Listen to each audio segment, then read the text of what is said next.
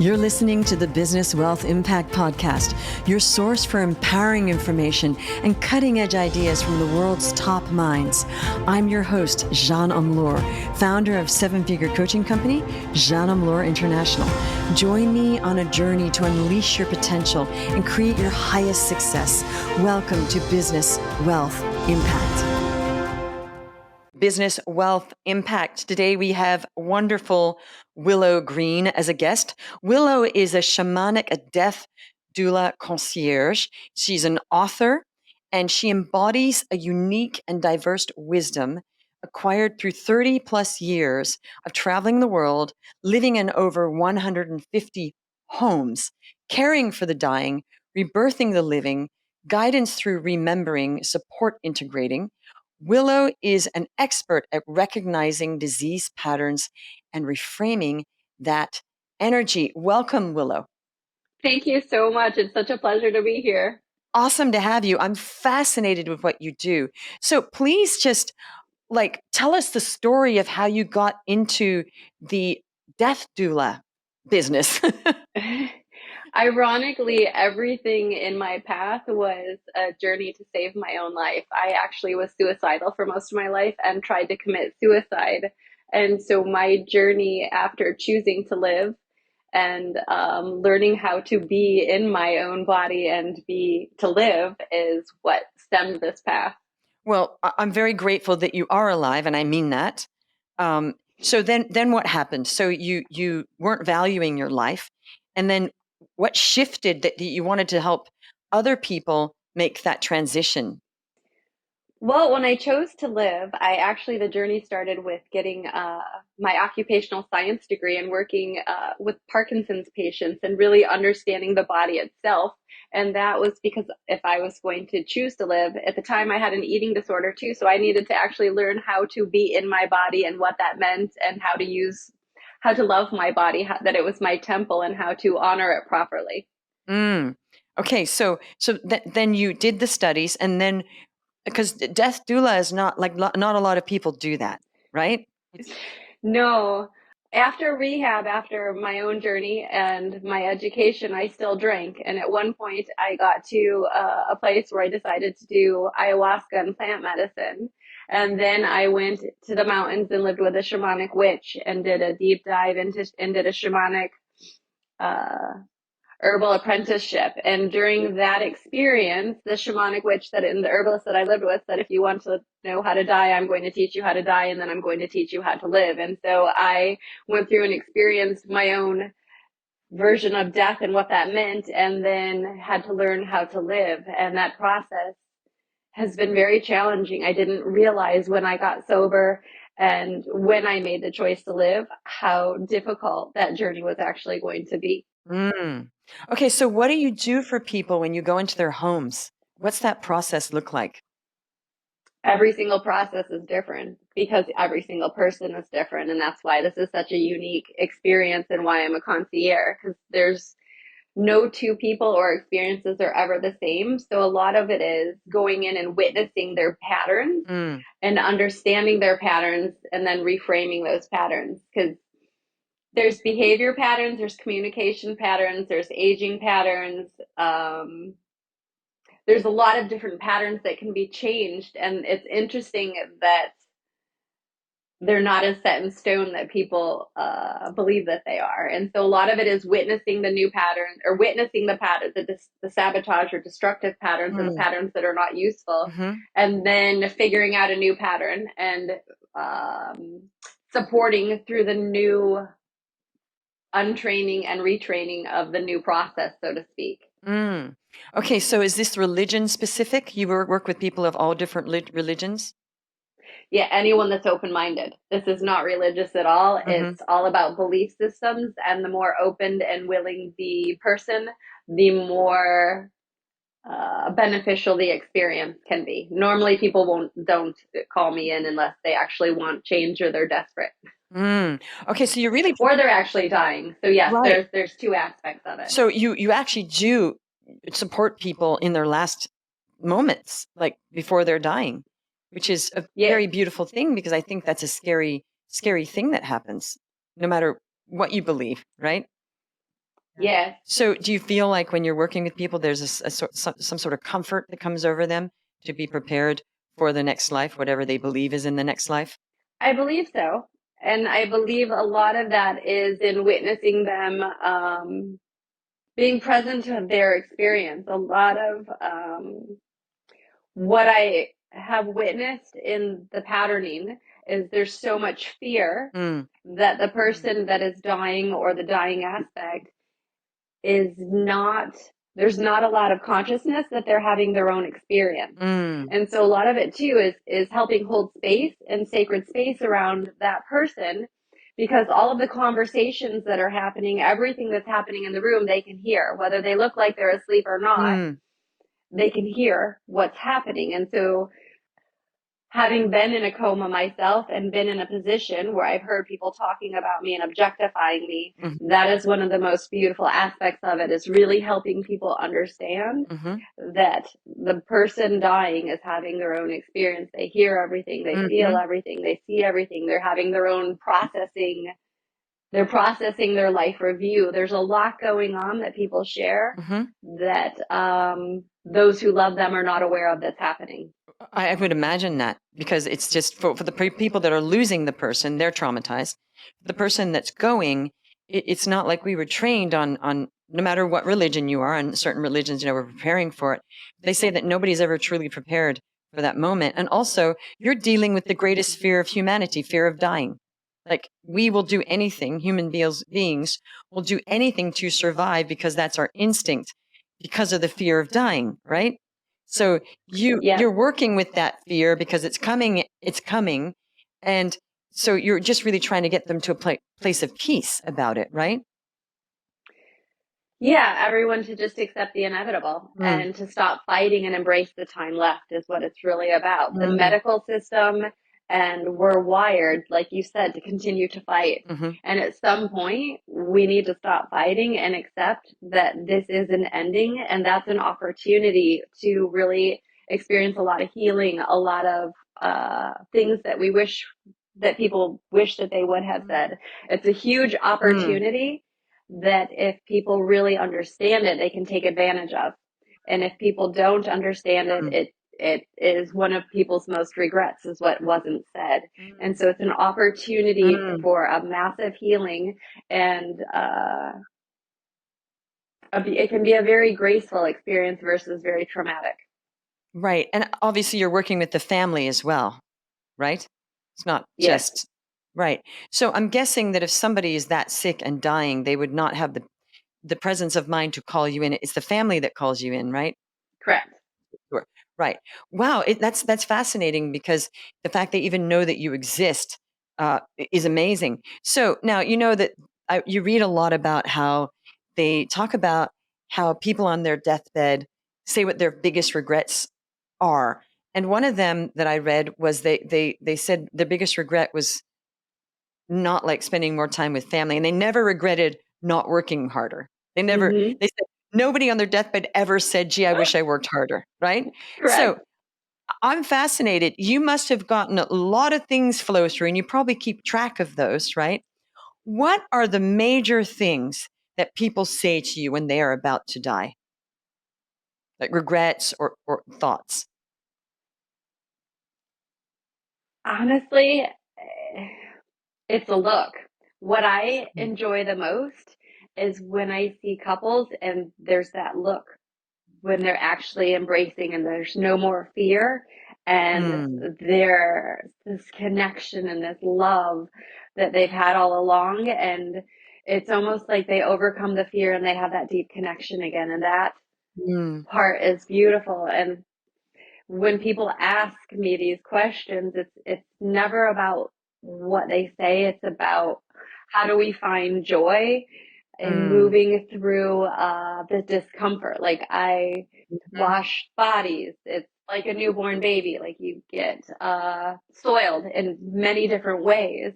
And mm, so it's really about finding the joy and the comfort and laughing through all of the awkward discomfort. And that's really the most beautiful part of it, is people surrender their inhibitions and they're just mhm, vulnerable and raw. And it's the most beautiful mm. thing I've ever experienced. Of course, if they're not in deep pain, it's hard to do that when you're in deep pain. It's hard to embrace the joy, I think. Do you get to a point where you're just disconnected and it's helping the Mm, loved ones too? It's a very, I mhm, don't even know how to explain it. It's in, mm, yeah, there's the agony part, but once we get to a part of acceptance and there's no more fear, it's very mm. different. Yeah, actually, my parents actually had a moment like that when my dad was dying. They got to a point of almost like childlike connection, like it Hmm. was years earlier. It was very Yeah. beautiful. They found that on their own. But a lot of people can't find that on their own, right? They just they can't. So that's beautiful. And so, how long have you been actually assisting with the death doula service? Um, Consciously, probably 6 or 7 years. Unconsciously, I have been working with that age group for about 2 decades Mm, and working with the disease patterns and studying my own for probably three. So mm, it's been a long process. The mm, shamanic and energy part and the psycho pump part, I've been doing um, for at least 10 years, that aspect of it consciously. hmm. Yeah. Okay, so dealing with all of this death, which you you know are finding the not depressing side, because people, whenever they think of death, they think, oh, somebody's dying, and you're finding, which I agree with you. What would you say? Just working with all these people, what would you say to the living about how to live our lives when we're before we're there? I mean, it informs one another, right? So obviously, you've had a lot of realization and ahas and process. So what is hit home for you? I'm sure there's stuff that gets hit home for you time and again about how the living should live. That's what interests me as well. Face everything. Life review is the one thing that I've experienced through my own death and rebirth, and that I witness with everything. What we don't consciously face will come back and we will process it somehow. So Mm, everything that has been suppressed will come to the surface, and that usually is what how we live is how we die. mm. So you're saying for us now, instead of waiting till the last moment, 11th hour, to face stuff and stop pushing stuff under the rug and just face everything and cleanse all that rather than avoidance. Is that what you're saying? Yes, Okay. absolutely. Every Mhm. single thing that is that yes, that we have not faced. Face it. So that means relationship issues, issues with ourselves, money issues, grudges, stuff we did bad. um, All of the things all, that we're scared to look at, we need to look mm, at, because that is usually what creates, that's the challenges. That's, mm. yeah. Okay, because pushing stuff under a rug never's the solution. So, what would you Mhm. say to people? Like, okay, that's easy. It's easy to say, right? It's always easier to say something than do it. Okay, so now the cat's out of the bag. Let's just stop suppressing, face everything, face your fears, face what you're procrastinating on, what you don't want to think about, all of that. What is your direction, I'll say? How do people do this? Because it's easy for some people to do things and it's not easy for other. And I figured that out as a coach that sometimes there's people that go, okay, I'll go do that, Jeanne. Then other people are like, but how do I do that? I'm like, okay, they need that broken down. And it's not a judgment. We all think differently. We all have different experiences, stuckness. Uh, we're all different. So for people that don't know how to do that, what's an actual action plan of processing all that? Yeah, that takes a lot. That's part of why this has been such a long journey for me. Because if you think about it, our body is like a computer, and our language or our behavior patterns are like the software. And so if we were to defragment a computer or defragment ourselves at a cellular level and then upgrade our software, that takes time. And depending on support, tools, environment, all of those are a factor as far as what an actionable tool. Yoga is a great one if someone just wanted to do it on their own, but I honestly don't work with people usually unless they sign up for a minimum of 3 months because it's a process Mm, of learning oneself. And so breath work is always a great actionable tool. mhm, Movement is always an actionable tool. But unless you even understand that aspect of it, it's really hard to give actionable tools unless you understand where people are coming from, mhm, where they're going, and where they're actually at. And without that mhm. information, giving tools could send them in different Right. directions. So it's really hard to even navigate someone without Mhm. understanding them Right. first. It's such a personal I process. totally get it. But generally, you would say that movement is the first step, some kind of movement and also breath, because no breath and no movement, we all know across the board, keeps you stuck physically and mentally. So the first Right. thing is probably drink more water and move some way, whatever that is. I think all movement is helpful and movement creates breath. Hmm. But if you want to do breath work or whatever, it can't hurt, right? None of that stuff you just said could hurt. So generally, I Right. would say for general advice, move. All right. So do some move, Move and move and breathe. breathe. Yep. Okay. And then from there, that's not enough to face. We have to then be conscious of maybe writing down and doing a brain dump, would you say, of what is it that we're not aware of, and then we be like, okay, what am I? What am I not facing? Would you say it'd be a good idea to just write down what Yeah. am I not facing, and you get some aha moments and then start working on those one by one? Yep. What am I scared of? Right. What am I scared of? Cool. And then, yeah, that's a great idea. The brain dump or write it down and see, can I handle this alone or who do I trust to actually support me to move through this fear? Right. But And so people could get started on their own, just sort of being aware. yeah, And if they needed your help, they could certainly reach out. And of course, we'll have your links at the end of the show. well, even a friend Mm, for that aspect, when I say someone you trust to move through it with you, even a best friend or someone, if one doesn't want to hire someone, mhm, like, yeah, just a safe place, because not everyone wants a coach, but definitely if you're going to mhm. discuss it in a safe space. That's more. Right. Well, this is great insight to I think it's always good to prepare. I think about death. I think in the culture we're in, the American culture, it's like you don't want to think about death. We're a newer civil, a newer country. And it's not like I've seen like in South America and Europe, they have more of a relationship with the acceptance that we are going to die than like the newer countries like Australia and America, which I've lived in those two countries. I saw a difference when I was in Europe that these people like, of course we're all going to die. It's just the culture is we accept that. So I don't feel like there's a lot of preparation for the newer world to prepare for death because we're kind of in denial about it because we're the new world. We're the Peter Pan of the world, right? Yes. One of the best thing though to really prepare for death is think about your eulogy. Think Mm, about how you want to die. Like, what is the experience that one wants? mm, Like, I really think about that. mhm, If I knew I was dying, I know what smells I want. I know what kind of lighting I want. I know where I would be want to looking out the window, mm, and really thinking about who one wants around them. mhm, Who do you want to share this experience with? Who do you want to experience your last mhm, breath with? Who do you want to share stories with? mm, That's when we're really thinking about the death process, really thinking about how we want to die is and planning it. Just like you plan a wedding, mhm, plan the death. mm. It's just as I important. agree. And I read a book years ago by Anthony DeMello. He was a writer. I don't know if you know him. It was called Awareness, the Perils and Opportunities of Reality. This book changed my life. I have had it for 20 years. And in it, he says people are in denial that they're going to die. Yet we all know we are going to die. They think and how could you talk about that? He said, it's this bizarre thing that you're macabre if you talk about something that's inevitable, which is death. And he said, a really healthy thing, he goes, and people think this is really, really macabre, is to imagine ourselves in our graves decomposing.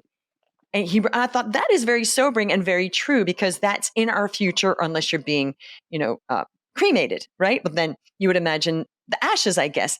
And I thought that is so true that people were shocked when he said that. And he said, "What's the shock? We all know that's going to happen." It's Mhm. almost like getting out of the denial that this is going to happen at some point. So we might as well, try to make that a good event, right? And it isn't. Mhm.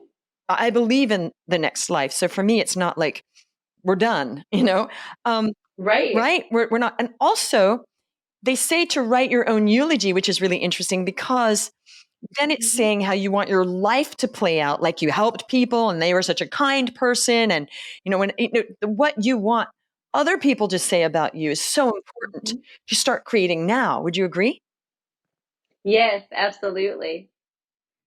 And even making videos, like when I work with people, let's make videos for grandkids, let's make Mm. videos for people. That way we can share memories and share what they want to share that they don't have an opportunity to. Once death is accepted, it's amazing how much fun it can be and how much joy there can be versus fighting to survive. Okay, you're the first person ever in my life that said it's amazing how much fun death can be. We have to write that down somewhere. I literally have never heard that in my entire life. So that's a moment. I mean, just that a moment. Mm-hmm. Okay, so with all of your experiences, what's some wisdom that you have, that from all of this that you are dying to share with people? What's some truth? Everything's going to be okay and everything's perfect. Mm, It is exactly what we make it, period. wow, exactly. And that's everything. Because, I was thinking this morning when I was taking a shower, I thought human beings have it hard. It's not, we can say, oh, it's so hard. But I mean, if we just look at it from anybody's point of view, being a human being is not easy. We do it because we're here, but it's not like ever met anybody who said, oh, my life was just so easy. And I'm not talking about financial and not financial, because we all know some people that are very, very wealthy have very hard lives, right? So Mm-hmm. it's hard in a different way, right? So, um, but as you said, you can make that fun. I guess you can make anything fun, right? Mm-hmm. Right, Yeah. right. Okay. That's just it. You find the joy in everything and what to celebrate. And if you choose to celebrate life, it can be one of the most beautiful healing experiences ever. So that's your message, really, is to live your life with joy. Yeah. Right. Not just wait till you're dying to call me in to help you with that. Yeah. Right. Or live your truth, Mm. whatever that means to them. Because if joy is what I see, Mm-hmm. that may not be what everyone else sees. Mm. And so I would, rather than say live your life with joy, I would say live your life in a way that honors you and that you're uh, Fulfilled. you're living your own authentic experience versus what you think you should do. Right. Because now we're saying joy is what you should. And maybe they're like, well, I don't care about joy. I don't know anybody that Right. doesn't care about joy, but maybe they don't. Maybe they care more about creating stuff, which would actually create joy, I guess. But now we're in semantics land. But what you're saying is find out what's important for you and rocks your boat and then create. Yeah. Okay. So that's deep. And what's interesting is you said that maybe it's not joy. Most people say, oh, you have to find joy in life, but you just said something different as well. That's your thing. So you don't want to now impose that on other people. So it's Right. really find your thing, whatever that is. Yes. Okay, I get it. Okay, well, this has been a pleasure to have you here. How can people find you? What's your website? I will put it in the show notes, but for people that are just listening, Groovy Willow Green, GROOVY Willow Green, WILLOWGREEN.com. so Willow, this has been amazing. Thank you for coming and gracing the show. And I hope everybody enjoyed this very unusual episode. You're listening to the Business Wealth Impact Podcast, your source for empowering information and cutting-edge ideas from the world's top minds. I'm your host, Jeanne Omlor, founder of seven-figure coaching company, Jeanne Omlor International. Join me on a journey to unleash your potential and create your highest success. Welcome to Business Wealth Impact.